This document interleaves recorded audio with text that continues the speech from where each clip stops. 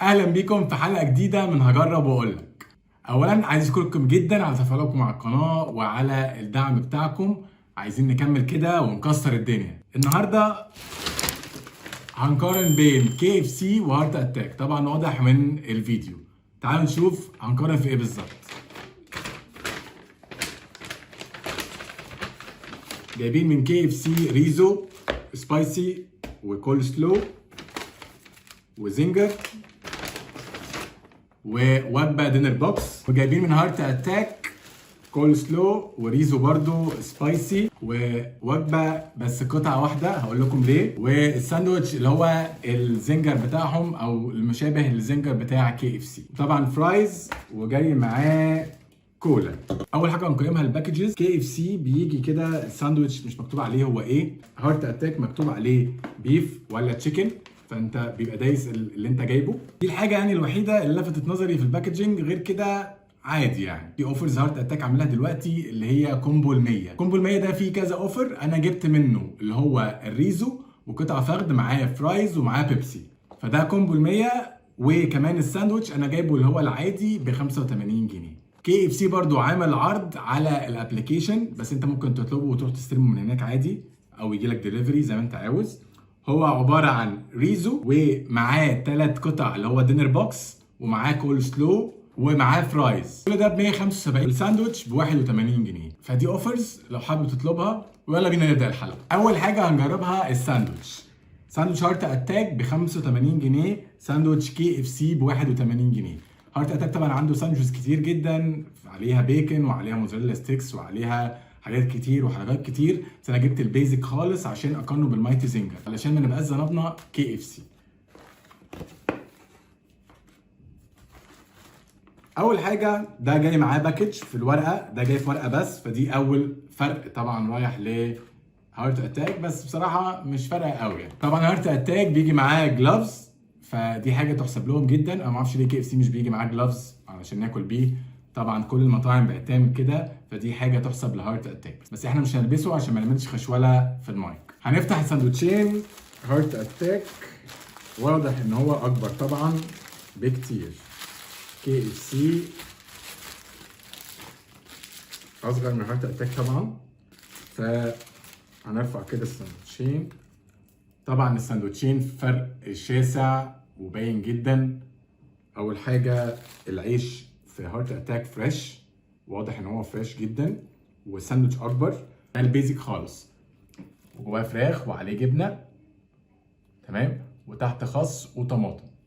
ده البيزك خالص. كي اف سي واضح جدا من الشكل ان هو مركون عندهم، يعني معمول ومركون، وهو جواه خس ومايونيز وقطعه فراخ اكبر من الستريبس شويه، فمش عليه حتى جبنه. فمن البدايه كده قبل الطعم اعتقد ان هارت اتاك هيكسب، وهو 85 جنيه وكي اف سي ب 81 جنيه. بس تعالوا ندوق الكي اف سي.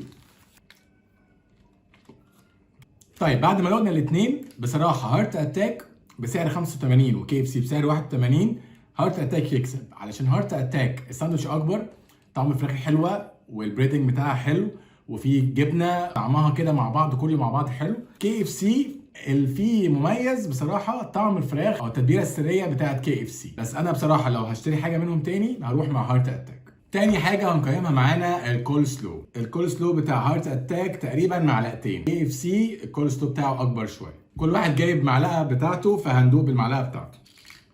ده شكلهم. الكول سلو باين ان هنا في الصوص بتاع الكول سلو اكتر، هنا ناشف شوية. هندوق كي اف سي. طيب الاتنين حلوين، بس الكول سلو بتاع هارت اتاك جوسي اكتر، يعني في الصوص بتاع الكول سلو اكتر، اللي هو تقريبا اللبن والمايونيز بتاعه، فسائل كده شويه اكتر ومسكر اكتر. فلو انت بتحب الكول سلو مسكر، بالنسبه لك هارت اتاك هيبقى احسن. كي اف سي طعم الكرومب باين فيه جدا، السكر فيه اخف من هارت اتاك، وما فيهوش مش جوسي زي هارت اتاك، ما فيهوش كده الصوص الكتير بتاع الكول سلو. انا عن نفسي هحب الكول سلو الجوسي اكتر، فانا هروح مع الكول سلو بتاع هارت اتاك. دلوقتي جه وقت الفرايز. في حاجه برضو، الفرايز بتاعت هارت اتاك جايه في علبه لوحدها، الفرايز بتاعت كي اف سي جايه يعني هو كيس اصلا فاضي وقع جوه، هو شويه فرايز كده جوه العلبه. دول الفرايز بتاعت كي اف سي زي ما هي، الفرايز بتاعتهم وحشه جدا يعني حتى مش عليها ملح. دول البطاطس بتاعت هارت اتاك، بطاطس هارت اتاك حاطط عليها توابل، فيعني بصراحه طعمها احسن، يعني شايفين التوابل عليها اهي، طعمها احسن بكتير يعني ما يتقارنش اصلا، تحس ان هو بيطلعها كده شفقه مع الوجبه. لكن هارت اتاك عليها توابل، فطبعا هارت اتاك يكسب. نروح بعد كده للريزو.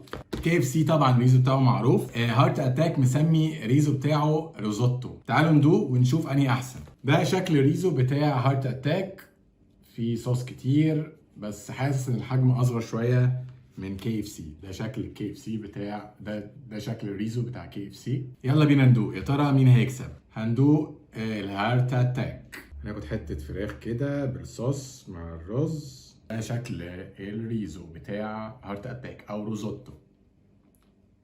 اتوقع ان هو طعمه مش هيبقى حلو، طعم الرز مش هيبقى حلو، بس طعمه حلو جدا، وطعم الصوص سبايسي حلو قوي، والفراخ حلوه قوي. هندوق ريزو. ده شكل الريزو. وقعت. تعالي تاني. الله. ده شكل الريزو. طيب بصراحة الاتنين حلوين جدا، بس الكي اف سي في طعم كده للصوص مميز، في سنة فلفل اسود كده زيادة، في كده فليفرز مختلفة. لكن ده تحسه صوص سبايسي حلو، بس ما فيهوش حاجة كده مختلفة او سرية زي الخلطة السرية بتاعت ريزو. فبصراحة هروح دلوقتي مع ريزو. اخر حاجة معانا والفراخ ذات نفسها. انا طالب في هارت اتاك فخد، فانا هقارن بالفخده بتاعه كي اف سي. ده شكل الفخده بتاعت هارت اتاك، وده شكل الفخده بتاعت كي اف سي. البريدنج هنا كبير قوي فمخليها كبيره، بس اعتقد هم نفس الحجم. تعالوا ندوق. هندوق الاول هارت اتاك. هندوق كي اف سي.